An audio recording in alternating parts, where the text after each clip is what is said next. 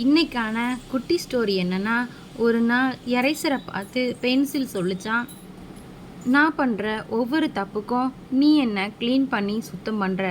அப்படி சுத்தம் பண்ணும்போது நீ கரைஞ்சிட்டே போகிற. அது எனக்கு ரொம்ப வருத்தமாக இருக்குது. அதுக்கு எரேசர் சிரிச்சிட்டே பதில் சொல்லிச்சான், அது என் கடமை. நான் அதுக்கு தான் படைக்கவே பட்டிருக்கேன். நீ அதை பற்றி கவலைப்படாத. என்னால் உன் தவறுகள் எல்லாம் திருத்தி நீ வாழ்க்கையில் முன்னேறி சென்றாலே அதுவே என் வெற்றின்னு சொல்லிச்சான். அதனால எனக்கு எந்த கவலையும் இல்லை, எனக்கு ஃபுல்லாகவே ஹாப்பி தான் அப்படின்ச்சான்.